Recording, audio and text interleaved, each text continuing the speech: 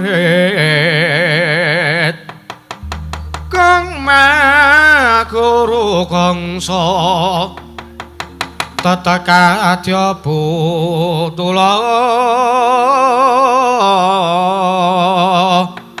war panjriting turangga esti ara kata ingkang tojo layu sabet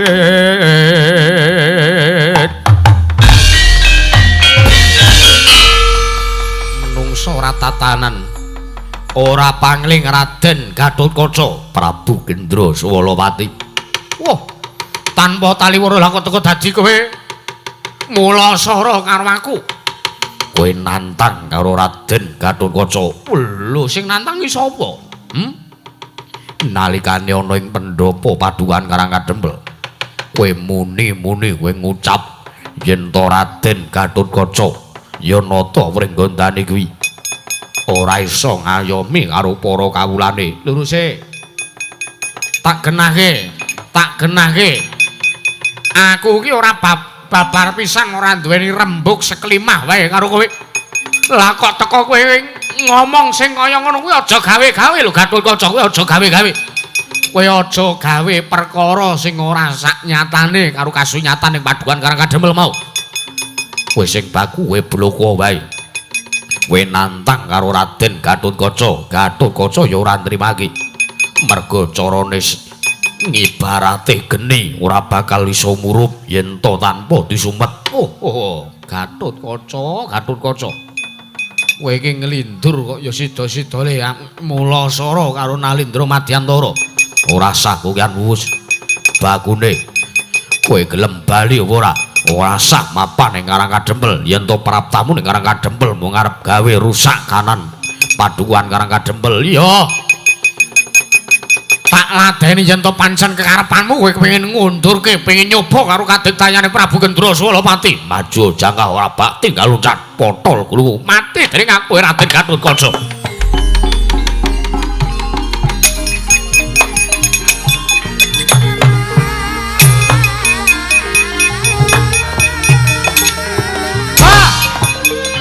Oh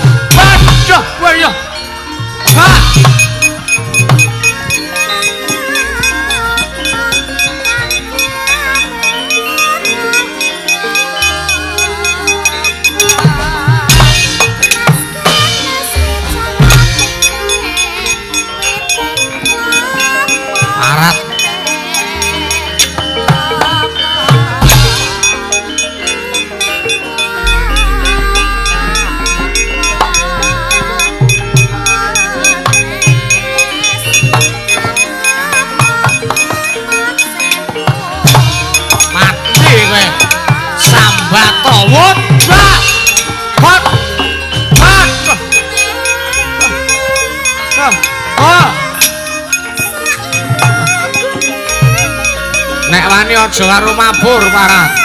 Apa-apamu.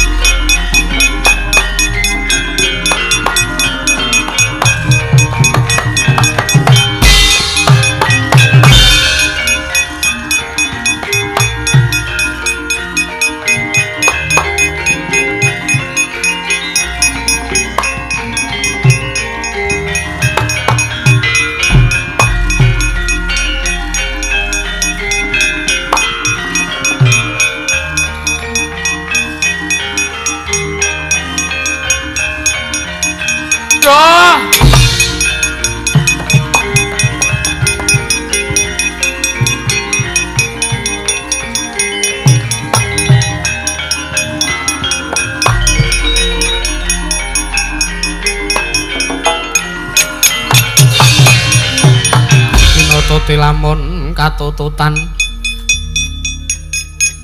lamun mangsa prawira digdaya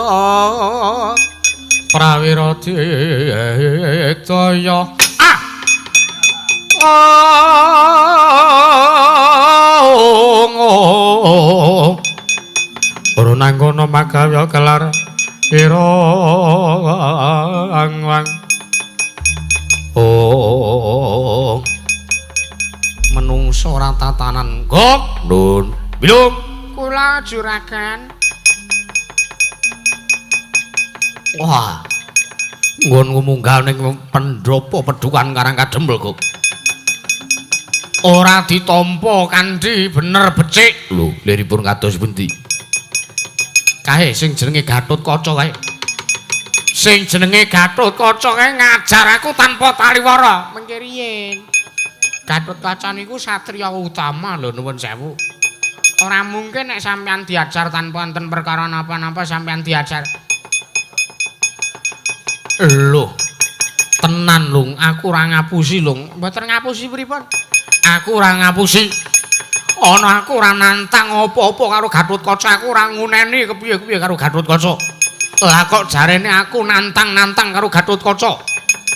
Mongko tak sawang nalikane aku ngoman-oman karo Semar Badranaya Gatotkaca mripate ler-leran lho walah niku sampean niku mungsuh kok mungsuh wong turu lho lah ngopo aku mungsuh wong turu bebayane ya gak iya tenan wong turu niku dijak omongan ora nyambung dijak komunikasi napa-napa mboten gagas lah iya pun mangane kesanjambaya mangane ngrekasa pun mboten sambayang Semar Badranaya mawon. Wong jenengan niku saking negara Madyantara niku mboten napa-napa, rombonganmu akeh. Iya.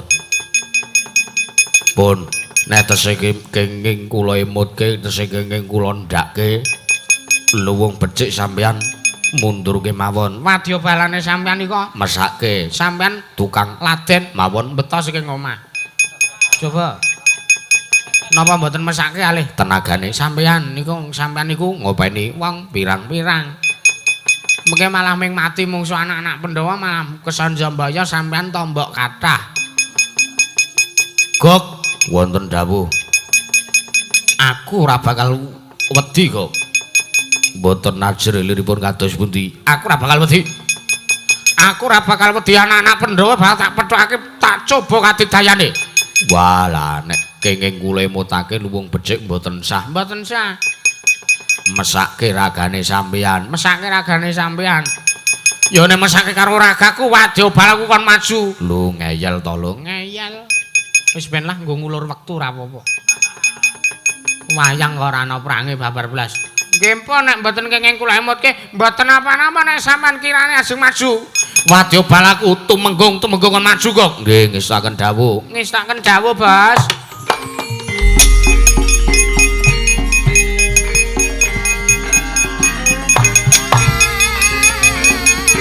Dukun maju.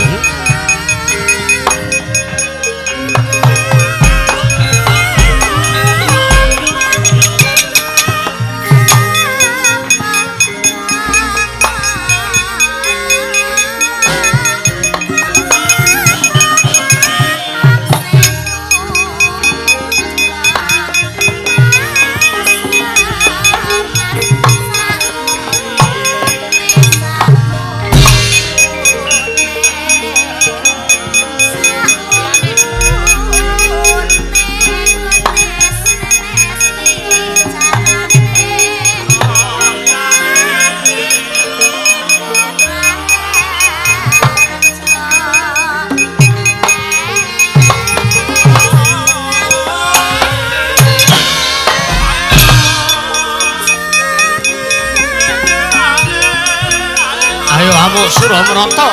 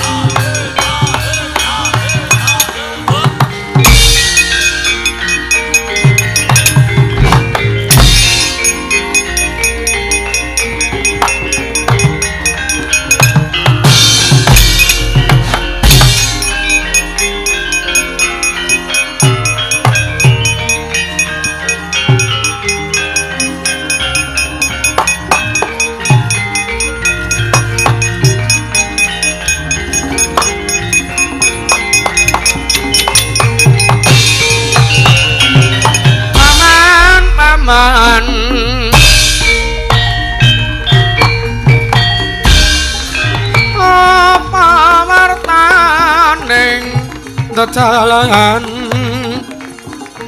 ning dalan akeh wong mati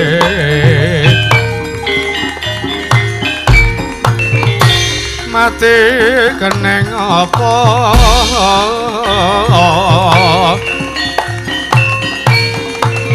mati den kani ngaya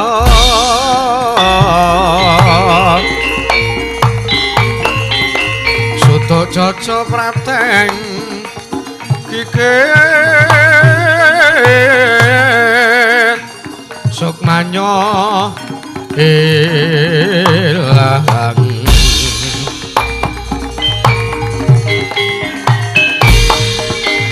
raganya terus linteng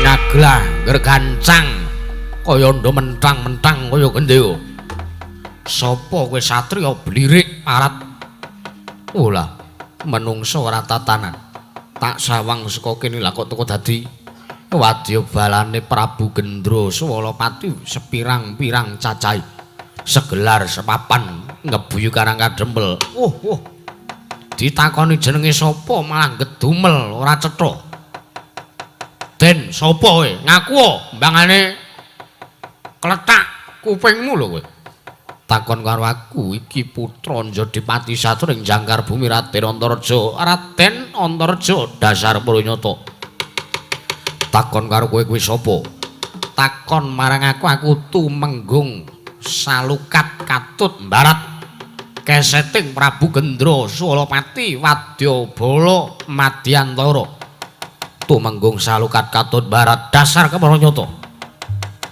ya ndi Semar mbok wenehke ratu Gustiku apa ora yen to ora mbok wenehke kok apa kelakon dosa karang kadempel tak nggo gulung karang kadempel lak biwi sayu batang sayuta kena mboyong Siwa Semar nanging luwih dhisik langkaana kuwandane Raden Antareja wah babar apa yo kelakon aku nglangkahi kuwandamu aja takon dosa seruduk ndung bandengan mbuh tibamu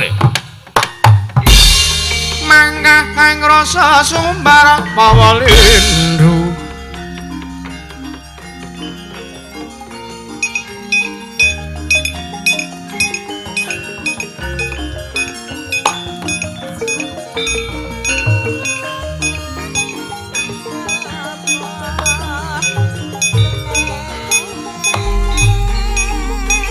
kendange anyar kendange RT-ne awas kau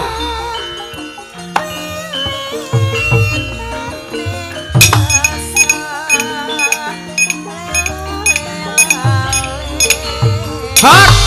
Wah!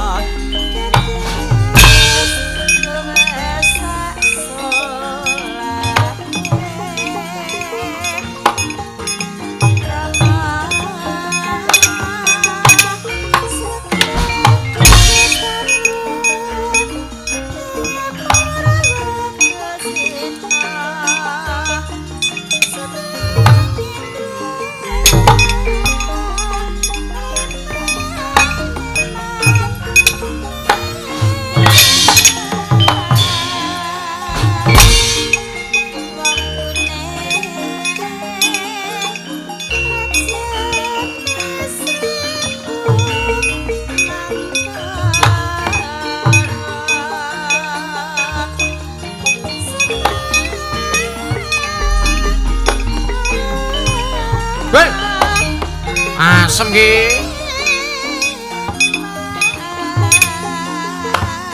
Ah.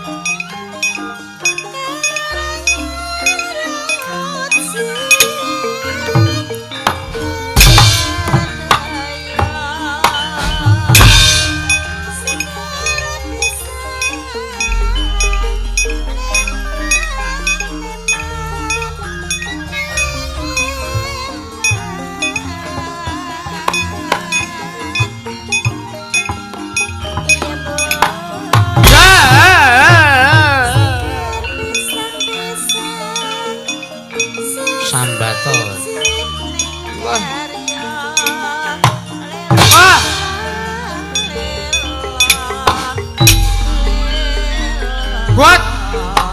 Ah! Iki nyandroli, Tira. Wah. Hot. Hot. Ah, Chandra. Hot. What? Ah. Ah. Hot. Hot. Ayo. Ayo.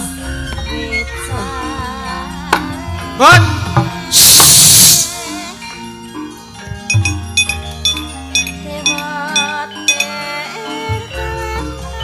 Wah nek iki duwe kudu wisa.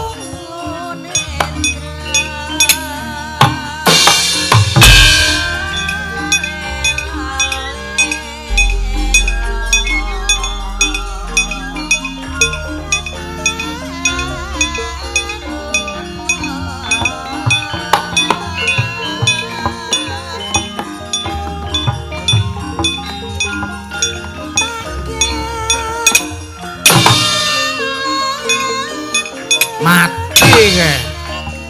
Ah. Hai. Wah. Ah. Ah. Ah. Hat. Hat. Wah. Wah. Watos tenan tanganmu. Sambato.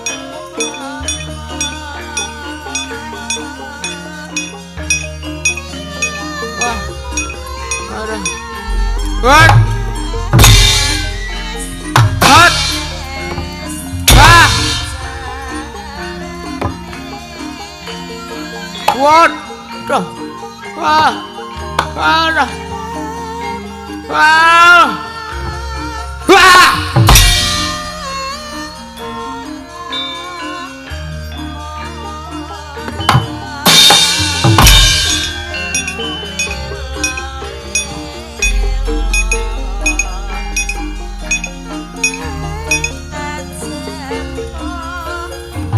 Wah!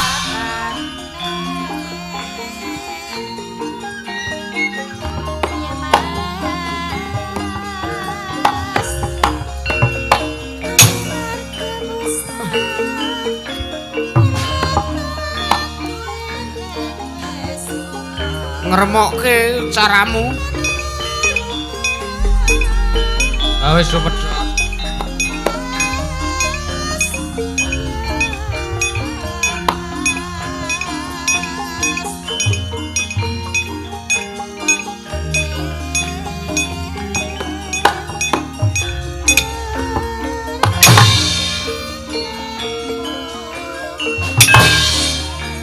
Wah! Ah! Hot! Ah! Ah! Hot! Ah! Ah!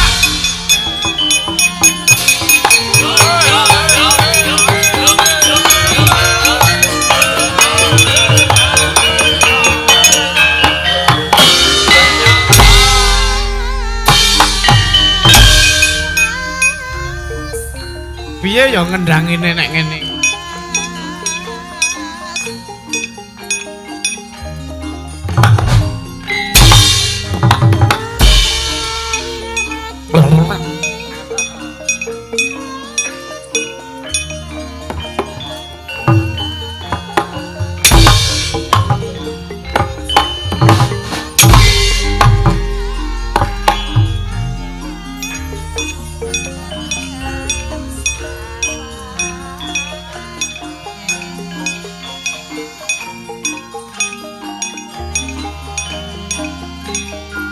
Lho ndi ya mau?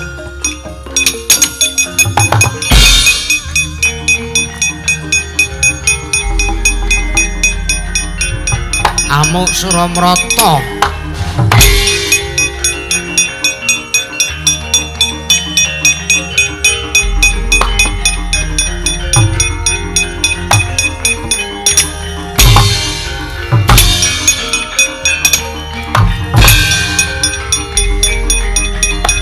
Wah.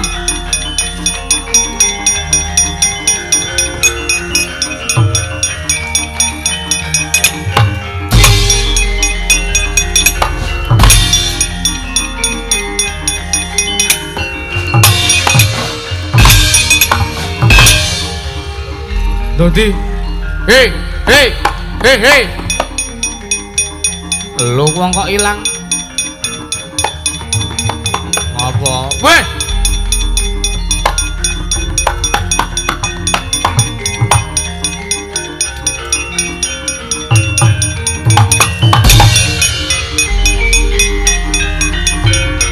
Walik Ngayoja.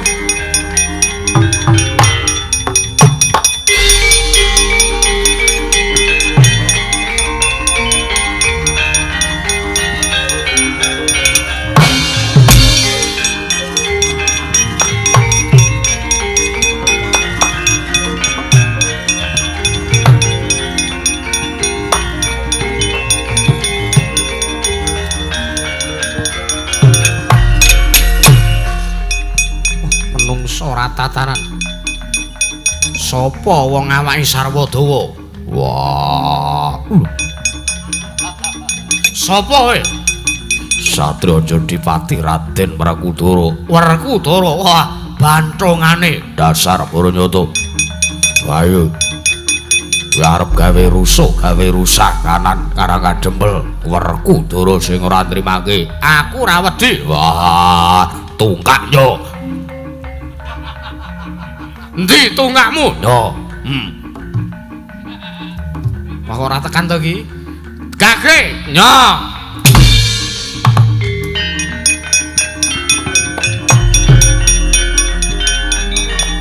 Wah.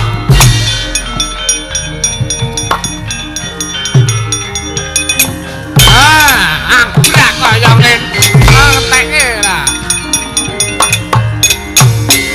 Suaramu kok malih wae. Ayo. Anggepe. Wah, kowe udu Werkudara. Udu tenan, aku kirene. Wah. Anak Semar ora pangling Petruk. Gene ngerti. Mongko ya percaya tak apusi Werkudara mati wae. Bapakmu kon masrake pati uripun ngersane Sira Prabu Gendra Swalapati. Nyo, dadane Petruk nyo. Bapak boyongan ning Petruk Patenono mati.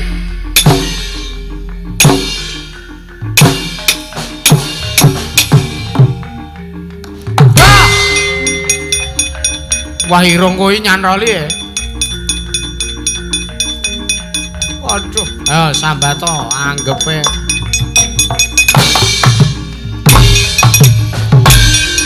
Waduh.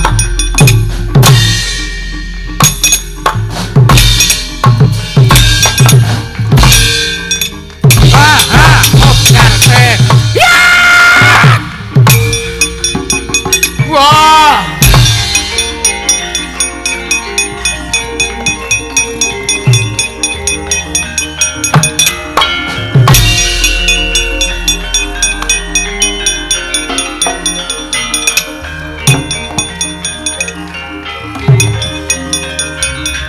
Lah jirat iki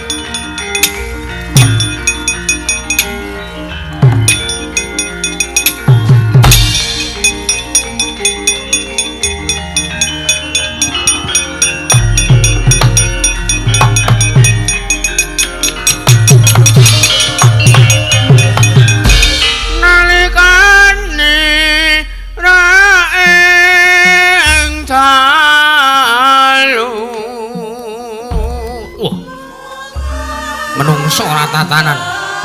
Sopo kowe? Tekun marang aku panengahan dhewe. Raden Janaka. Oh, iki sing jenenge Janaka. Dasar Baranyata. Ayo babam. Kowe wadya balane Prabu Gendra Swalapati.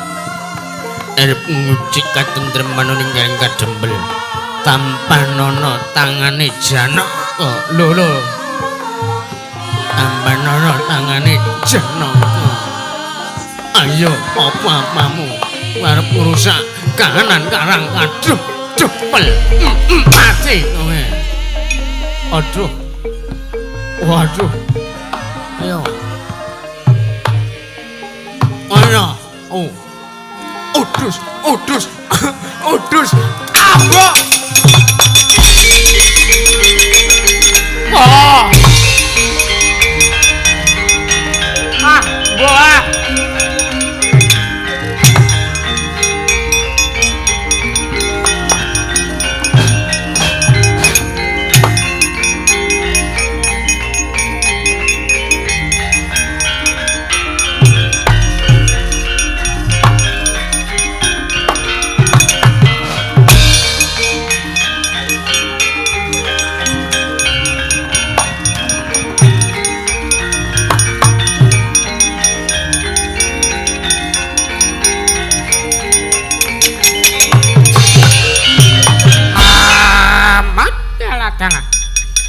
Bocah cilik raja macam cilik matamu kaya. Cilik oke aku wong gerang. Buta cakil kowe. Kowe buta cakil. Kowe urung wayah metu kaya wis metu.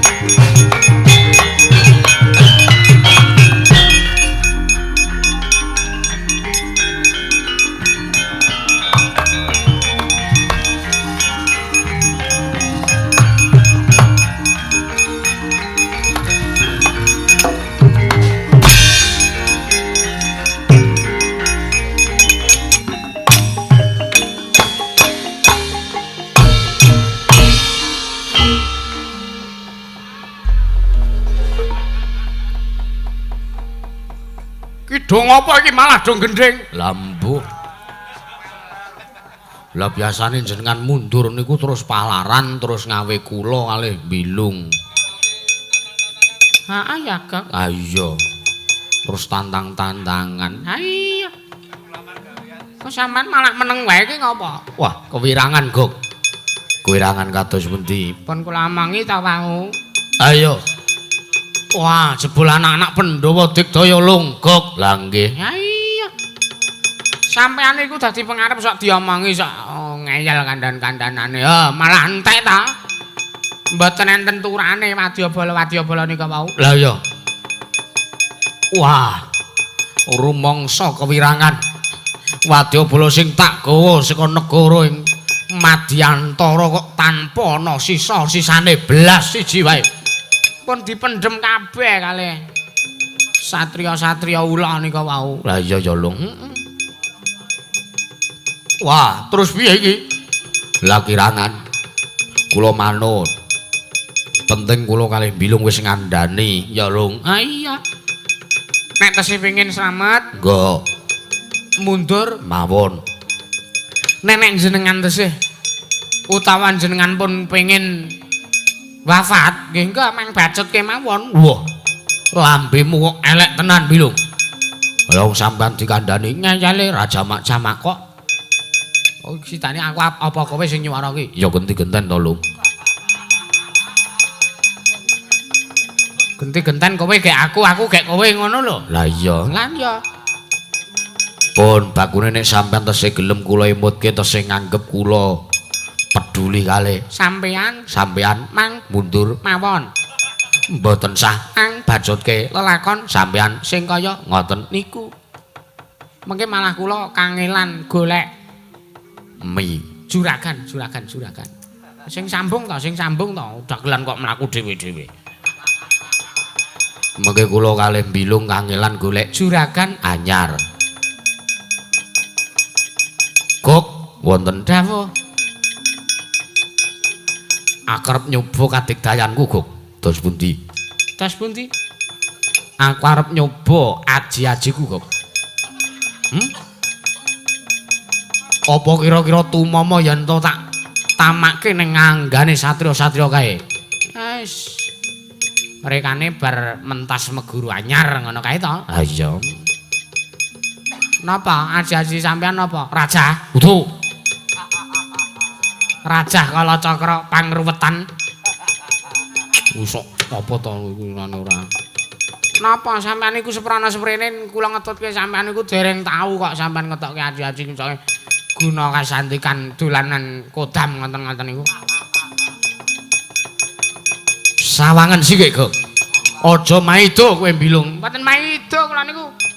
Kula niki mung meyakinkan kok. Kowe keke sampean dolanan klenik ngoten niku mung marake wong-wong kewirangan. Nek mung ngaten niku men tagak ngehisa, ya Gak? Isa. Nek mung dolanan kodam, barang kodam iki barang ora ketok. Gumantung sing percaya kalih sing boten. Nah iya, niki kodam kula loro teka.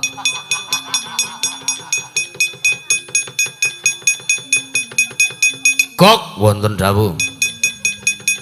Aku arep matek aji, Kok. Aji-aji sampean napa?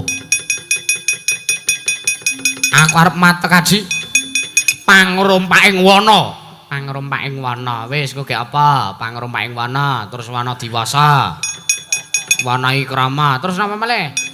Mangtoke kabeh mawon. Coba mawon. Wah. Satriya-satriya kae kena dayaning aji pangrompaking wana, ora malih dadi kewan takon dosa. Coba tonton ya, Lung. Tonton. Senengane ora mung ngomong tok. Lah iya.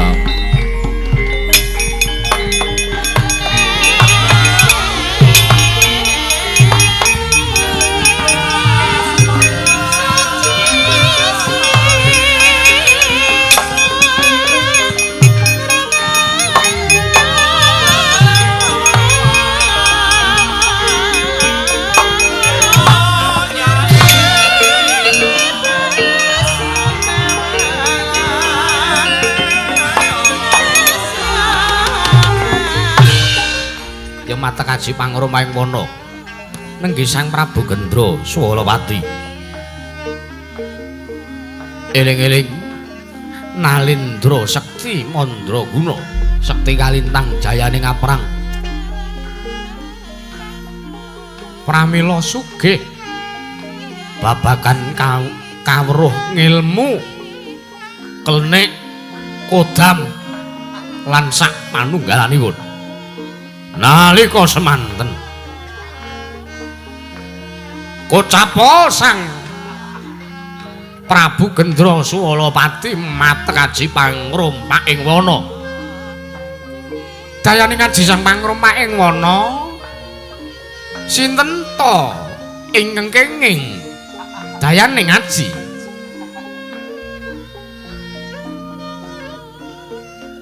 Badhe ical wujuding sejati dados wujuding sata kewan. Kocap den watek aji pangrompaking wana ngener angganing satriya lancur-lancur Pandhawa kenerangganing Sang Raden Gatotkaca. Sang Raden Gatotkaca badhar dados wujuding Sardula. Kenerangganing Sang Raden Antareja ugi badhar dados wujuding Sardula. Kenging angganing Sang Raden Antasena badhar wujuding babe hutan.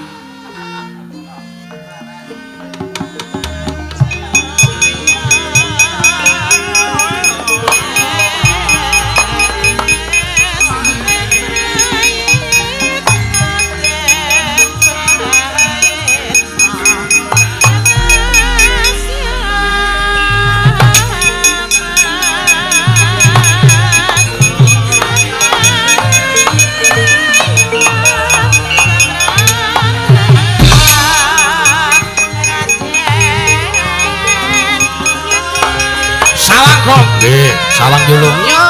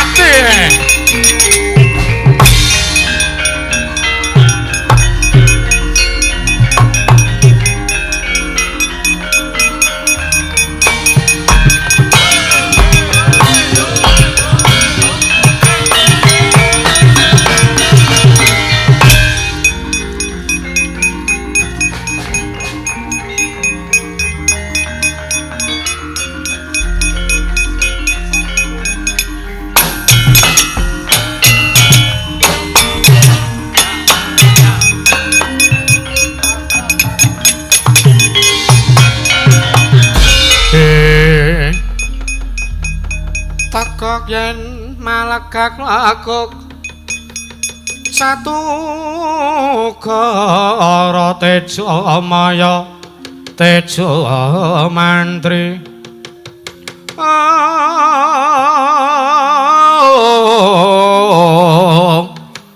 tejo maya tejo mantri tejo penyanyi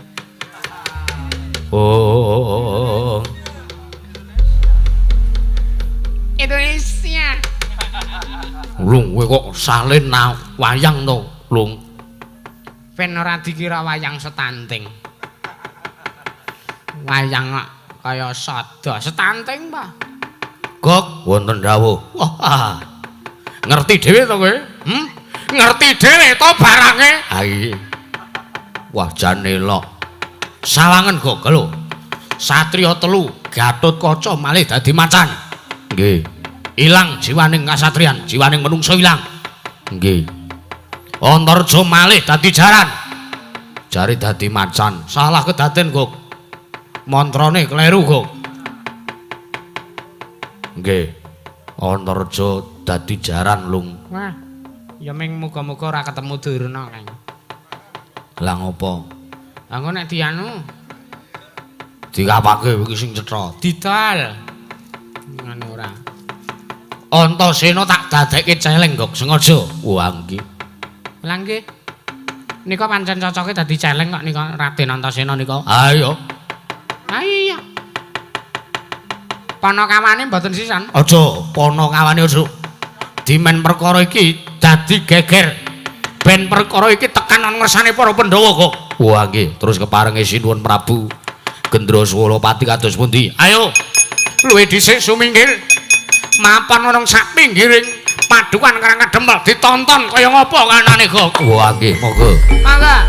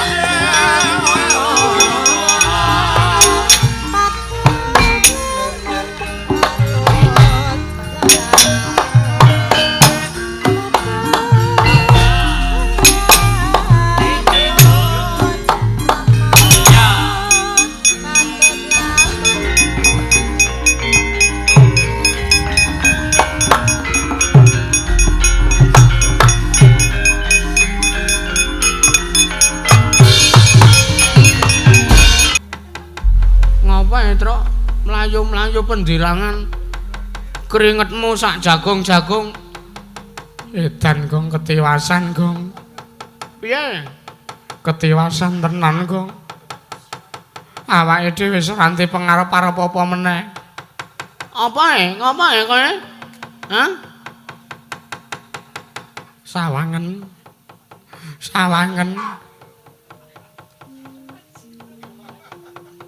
keleleken keprus apa piye kok keprus to Gong kuwi lho nggon lapangan kuwi enek tumpukan keprus aku mau ora iki tenan Gong iki ketiwasan tenan kanane ketiwasan ngopo wae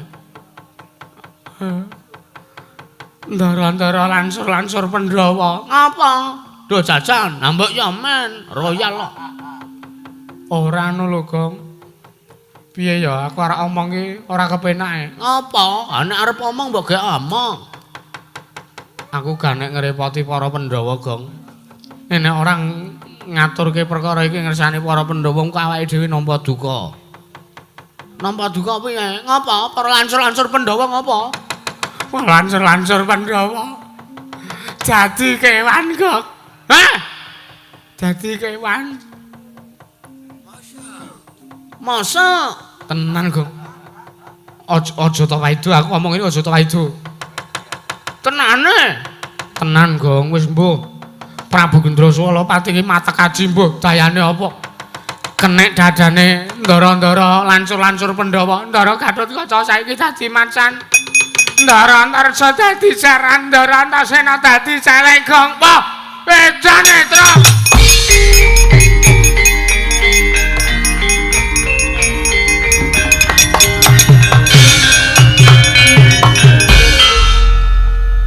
jare sapa ya kowe ngono kuwi? Wah, kowe iki wis edan tenan. Wis tak omongi barang lho, Kong. Aku weruh dhewe. Ora ngandel aku nek rong roh dhewe. Kae sawangen kae. Mubeng-mubeng. Do diuyak-uyak karo warga arep dipateni. Wah, cing tenanan to kowe iki. Aja ngono Ndara Gatotkaca. Ora mungkin Ndara Gatotkaca. Sawangen ke lho, Gong. Wah, tenane.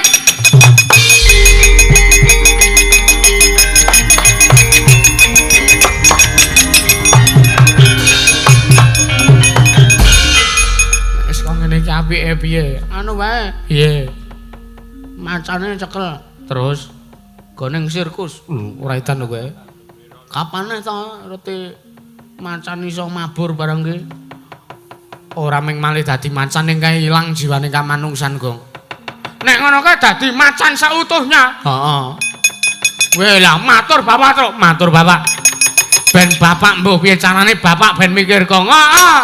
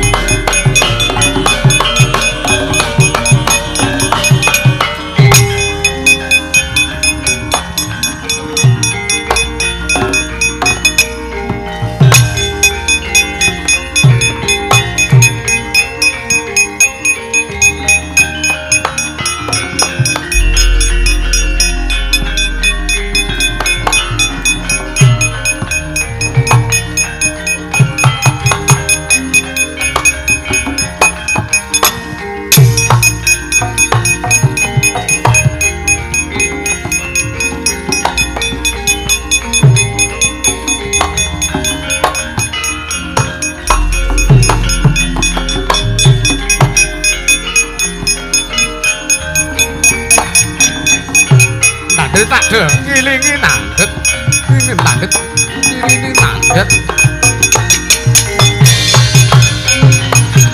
marekaten prayatna semuriris kapale titiyane kandayane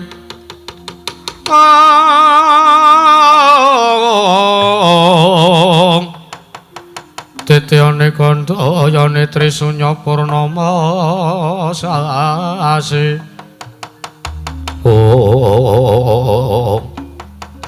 Petro mlayu-mlayu karo Bagong apa ngaturaken ketiwasan Pak Prabu Gendra Swalapati jebul tinemunipun dayanipun nglangkungi dumateng perkiraan heeh Pak piye ning apa ratu kae mau gawe rusuh apa lan ndi bendaramu Ndara Gatotkaca Ndara Antareja karo Ndara Antasena piye apa ya wis kelakon ngundurke karo ratu kae mau dereng ora iso diundurke malah ndara-ndara lancur Pandhawa malih dadi kewan Pak nggih leres aturipun Bagong jebul tinemunipun Sang Prabu Gendra Swalapati menika digdaya ngantos matekaji dayane saged damel para lancur-lancur Pandhawa salah kedaden dados kewan Pak marekaten prayatna semuriris kagyatri sanggapirang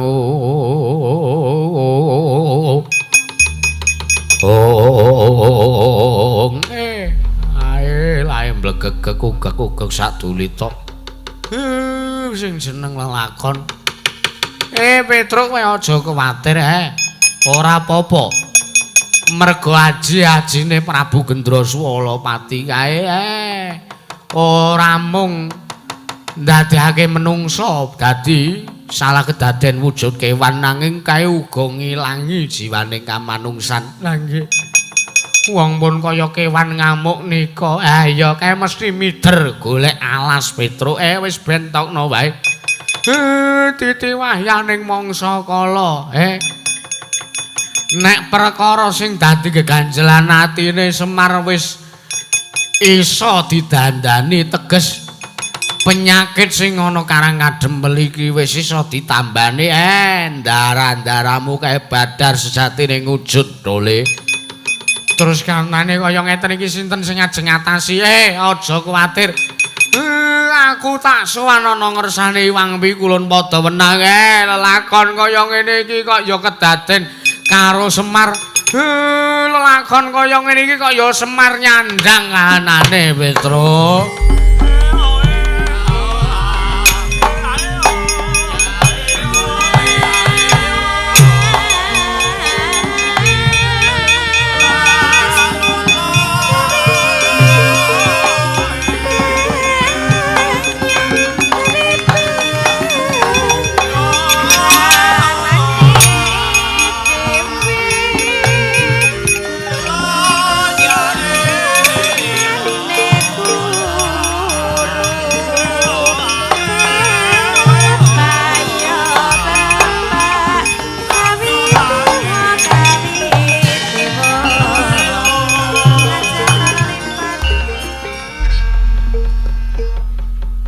Gatotkaca Ndara Antareja karo Ndara Antasena wis done ngalas reng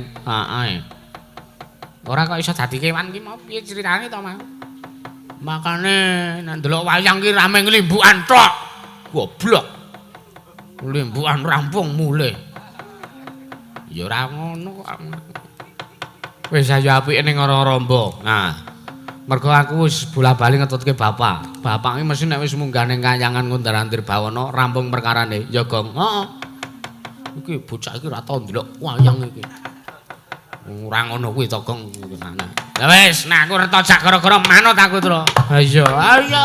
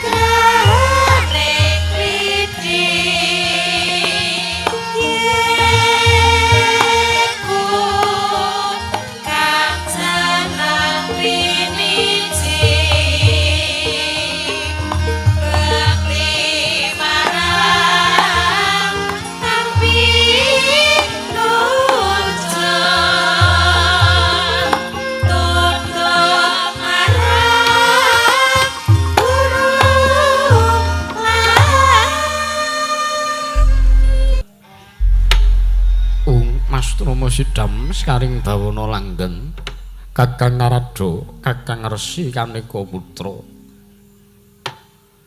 ndadosaken kaget penggalih paduka Kakang Resi Kaneka Putra anggen ulun piji arawuh wonten ngarasa ulun Kakang Kaneka Putra. Mergen sang marudayang Pak Makpong Buk bolong kali cedhe sapa sing gawe punapi Adi Guru. Paduka miji dumateng pisanipun ingkang Rageng Sidik Pangudal-udal Adi Pramesti Bathara Guru.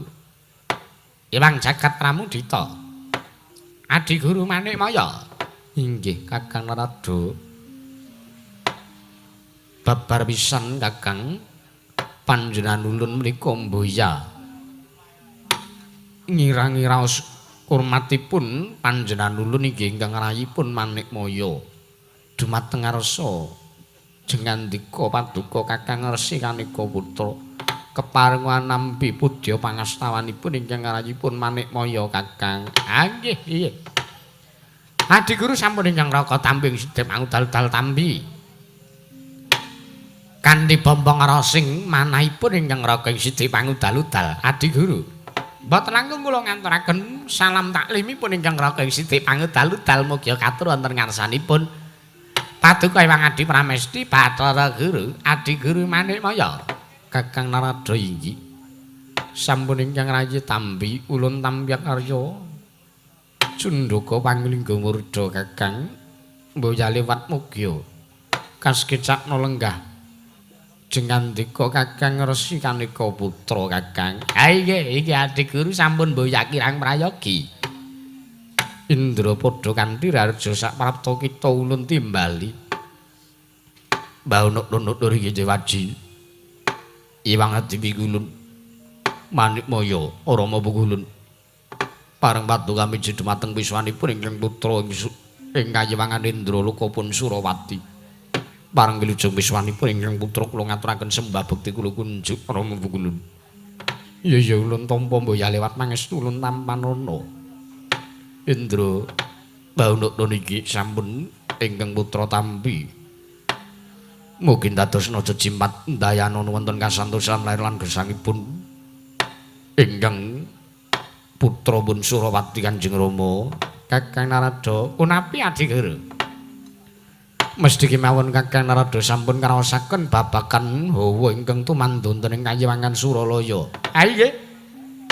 Mesti kemawon Kakang Narada ki sampun mriksa sabab lan jalaranipun punapa teka gara-gara wonten ing kayiwangan Suralaya ngantos ndadosaken hawa panas ingkang kados mekaten. Bekasan sang janing para Jawata samya nungsang puyang numbuk bentus ngudel bingung Kakang. Werkencang marudayang Pak Pong. Adi Guru inggih. Nanging kula nuwun sewu lho Adi Guru. Sedaya perkawis menika kula nginten dipun sababaken anggenipun Kakang Semar ingkang gadhah gegayuhan.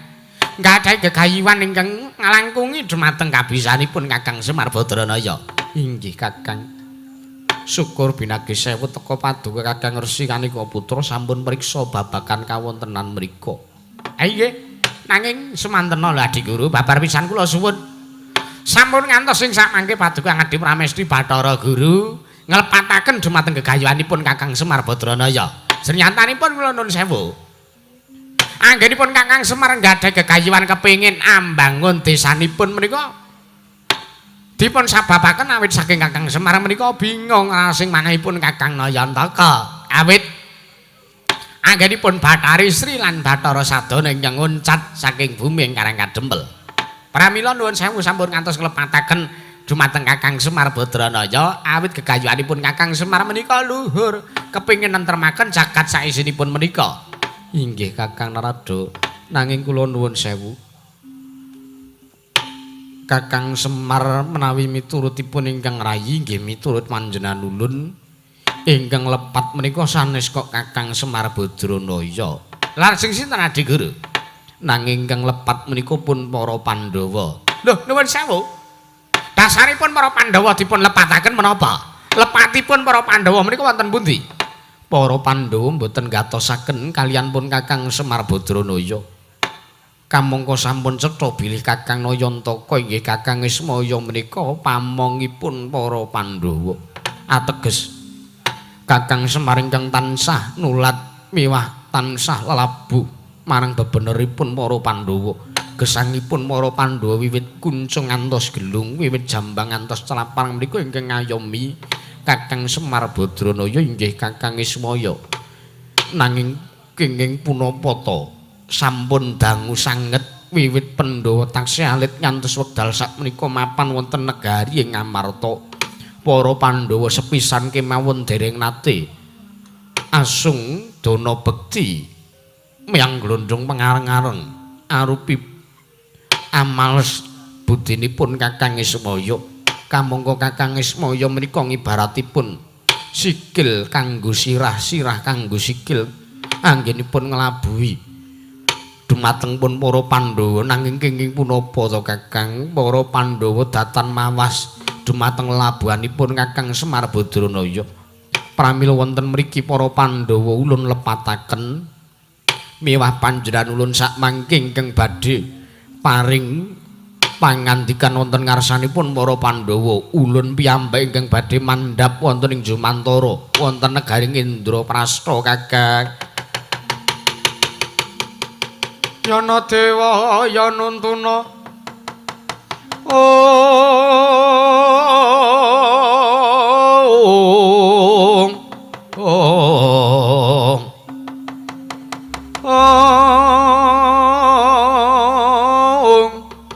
Nuntuna wong aparang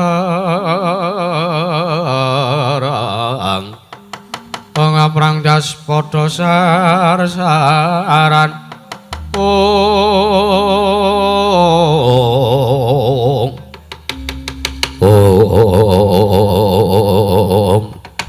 Perkensang laru dayang mak wong Buk bolong kali cedhil sapa sing gawe adi guru lana ninggi.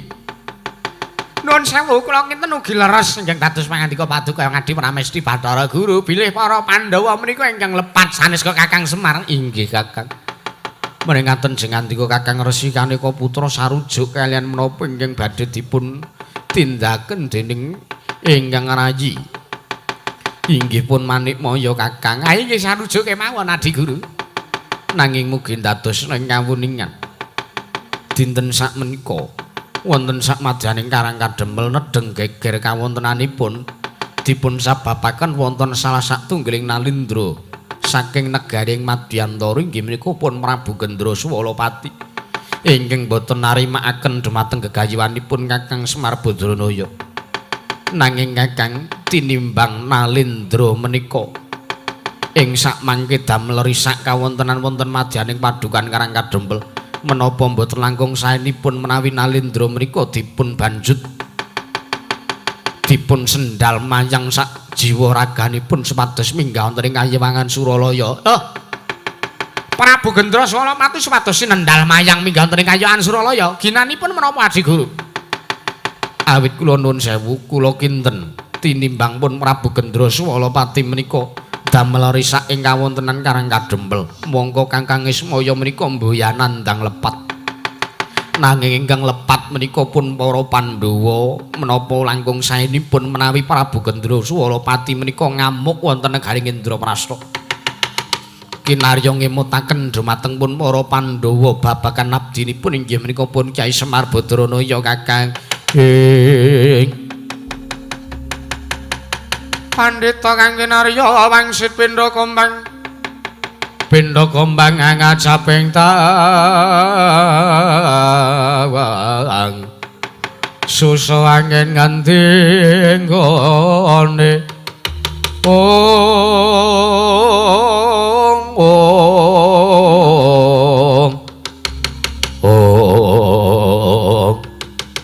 ayo mrang maten kersa paduka Ngadi Pramesti Bathara Guru.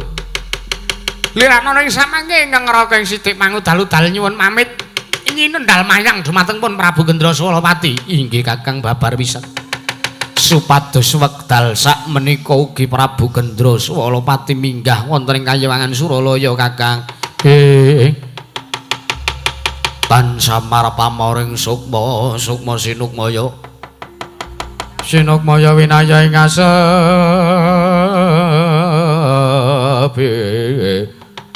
pambukaning warana tarlen saking liyep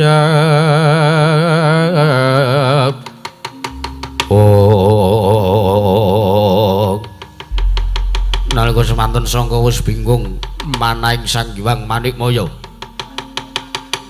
awit nyumurupi kawontenanipun Sang Hyang para Jawata tridasa watakna ingkang nungsang piyang numbuk bentus sanggudal bingung ora masing kang lepat mriku para Pandhawa wekasan Sang Prabu Gendra Swalapati Nalendra ing Madyantara ingkang nedheng mapan wonten sak pinggiring Gunawan wonten sak pinggiring padhekuane Karang Kadempel Kocapuk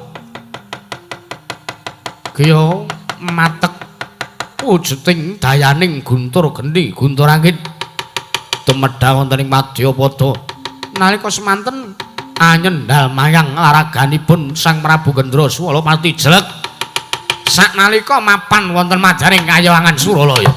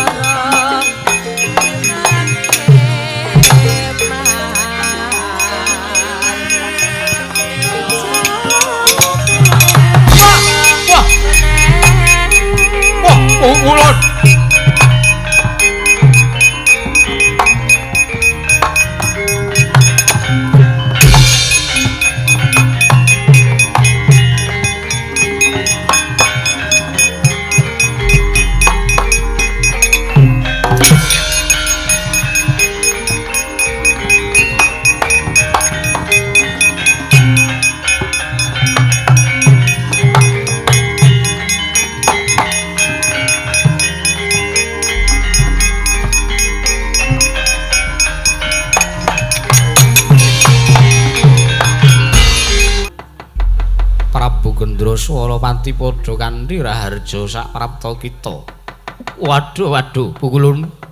Nunamit pasang kaliman tabit rebina saking siku dendalnya Paduka Iwang Adi Pukulun Manikmaya. Pukulun.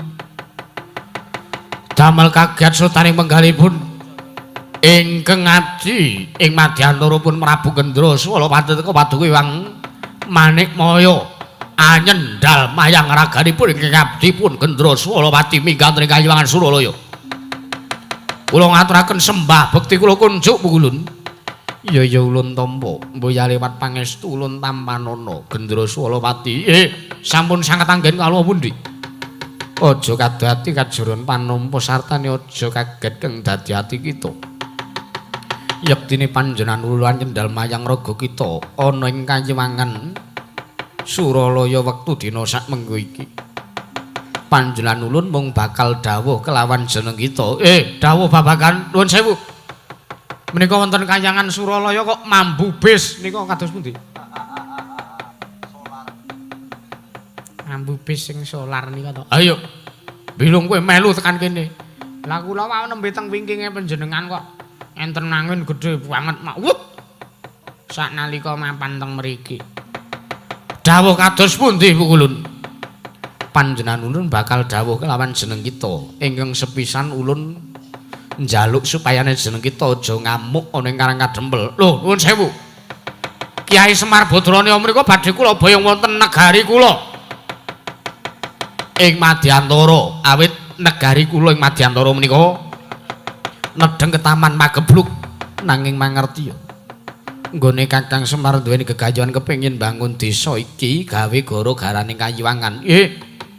Merga gayuhane Kakang Semar kuwi ngluwihi marang kabisane Kakang Semar Badranaya ing atase mung sak drajating Panakawan. teka kepengin kondure Bathari Sri lan Bathara Sadana. Pareng paduka kados pundi? Yen to munggo panjenengan ulun munggo dewaning para dewa ingkang luput dudu kok Kakang Semar nanging ingkang luput ya kuwi para Pandhawa. Merga para Pandhawa mboya duweni rasa pangrasa bales budi kelawan Kakang Semar Badrana ingkang wis nglabuhi para Pandhawa wiwit kuncung nganti gelung wiwit jambang nganti celapang. Gendra Swalawati ulun dawuh kelawan jeneng kita tinimbang mengko panjenengan ulun mung bakal kewirangan yen to mudhana ning alam Madyapada ngandhani sartane ngelingake kelawan para Pandhawa luwih becik jeneng kita mudhana ning Mrajanegara Ngamarta ngamuka kinarya ngemutake para Pandhawa supaya eling kelawan Kakang Semar Badrana Gendra Swalawati gunjang Kanjeng langit kelap-kelap katon ler genjang alis risan mawe kaandrung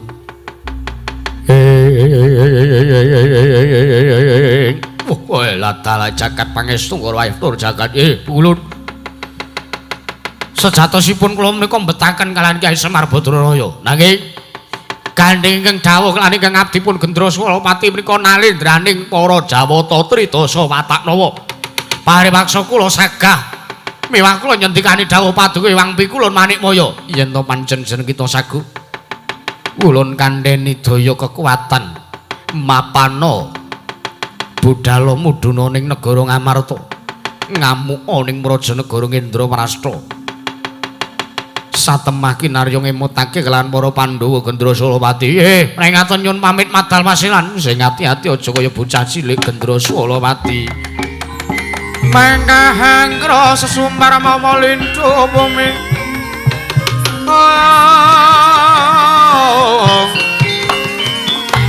mawa lindhu bumi kuncing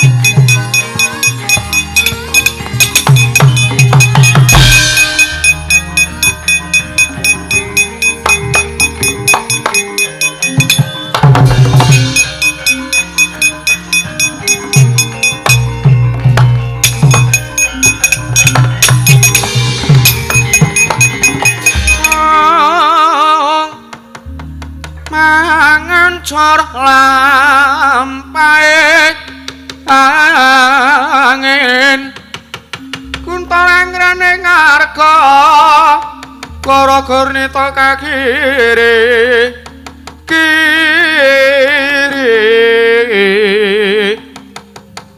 arak bumi prakamita sadolama nyamba-amba hutan terasawara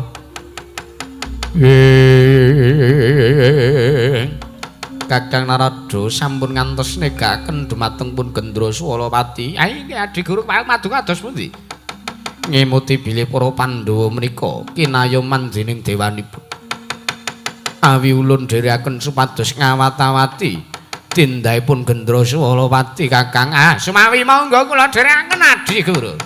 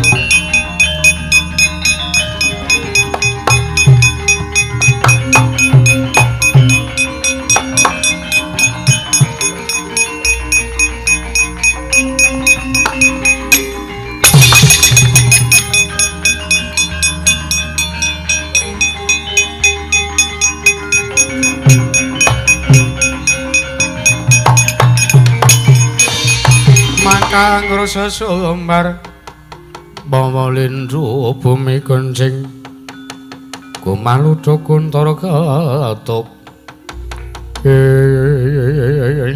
Togok wonten dawuh Bilu kula base ganti pakaryan Gok nggih pareng paduka kados pundi jenengan awake dhewe ora sah mapan ing Karang Kadempel merga iki mau lagi wae nampa dawuh Wang Pikulun Manikmaya yen to aku kinen ngelingake kelawan para Pandhawa lajeng seranane ngelingke Pandhawa napa tur lupute Pandhawa napa kok diemotake wis mengko tak critani yen to aku crita ana kene dawa critane Gok wah anjing Bilung nun kakangmu engko critanana aku gak nyritani oh nggih dadi to critane mau aku ya gak nyritani kok memeng wih kok ora sportif ngono ta wis gek sesuk arep nyate aku bengi ming momba mambu lajeng pareng padu kados pundi sinuwun Togok nun Bilung nun wektu dina iki budal ning negara Ngamarta Gok monggo kula dherake sinuwun mangga Bas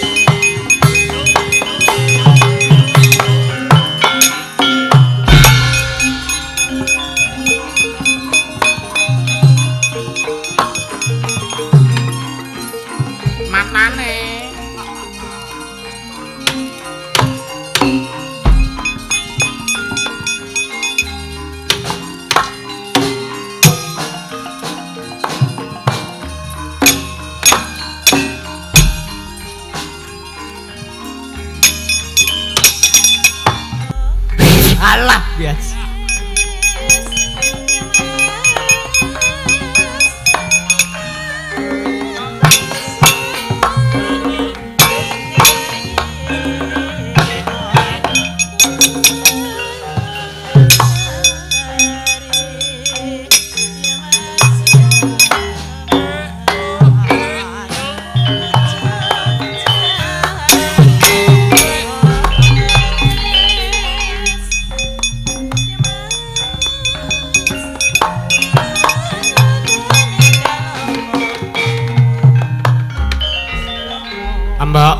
jangan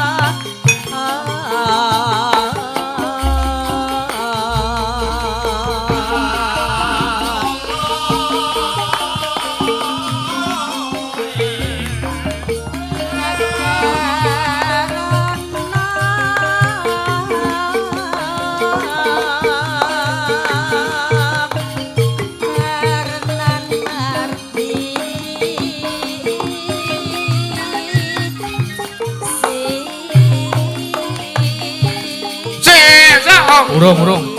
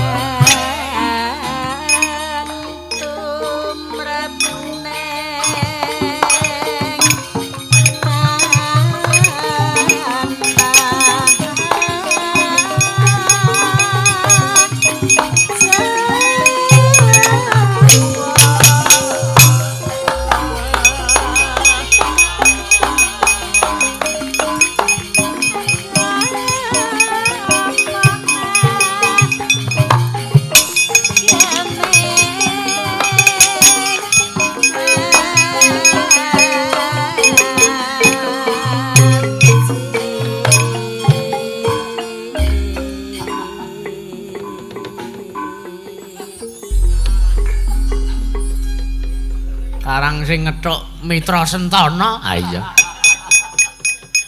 Malah bali. Ha iya. Tak kon jaipong ae sine. Ha iya. Yes. Sowan meneh. Ha iya. Wah. Ngapa, Kang?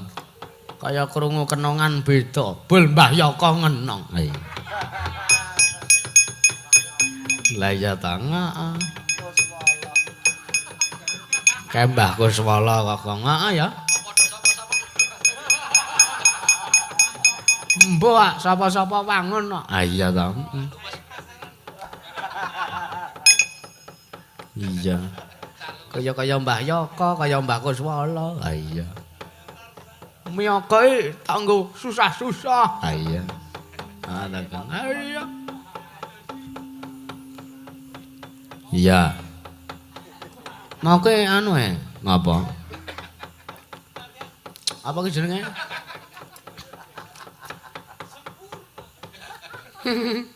Wis nek karo sing ngenongke jan nyenengke tenan. Ha iya. Jeneng asline sapa to, Gong? Hah? Jeneng asline. Jeneng asline Lukire. Weh. Luki ora tambah irik. Ha iya. Lah nanggung banget jeneng kok men Luki. Ah. Lukire. Ah ngono ora genep. Ah iya. Iya. Kan arek sing gerong kuwi ora klop. Iya. Iya to. Sing musuh bebuyutan kok. Iya. Dielekke ra gelem. Iya, diabani ra gelem. Iya ya. Cara penggendere ya lek gono ngono kae. Iya. Oh, karo kendang iki mlaku dhewe-dhewe. Lek gono ki. Leke sing demung kae. Sing demung sing cilik apa sing gedhe? Sing cilik kae. Lah iya ta. Oh, tetembangan ki sowan ning Sumberagung Mas Gareng. Heeh. Ya. Acarane bersih desa. Luar biasa. Mapane ning pasar UMKM, Gong. Heeh. Ki mau saurunge nggo wayangan wingi wis apa ki pasar UMKM ning kene. Ah iya. Kene iki golek apa-apa ana. Golek jodoh ana ning ana, ngrep gelem goleke ana. Ya dongane kanggo Kelurahan Sumberagung. Muga-muga sak pungkure iki sak teruse tansah pinayangan ayem tata titi tuwin tentrem. Amin. Tinebina saking rubida cenakening karayon. Durga mendhak kala sirna. Amin.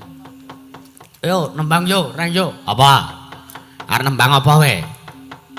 Sing penak-penak yahene iki langgam. Oh ya. Biasane jineman rak. Jineman ki nek dalang pangruwatan. Ah iya kan nek SD putu arek ngruwat kok kae. Ah iya to. Apa langgam sik gak ki jineman apa kae ula sawa. Ula sawa. Sarkara. Oh iya. Jineman tatanya, Gong.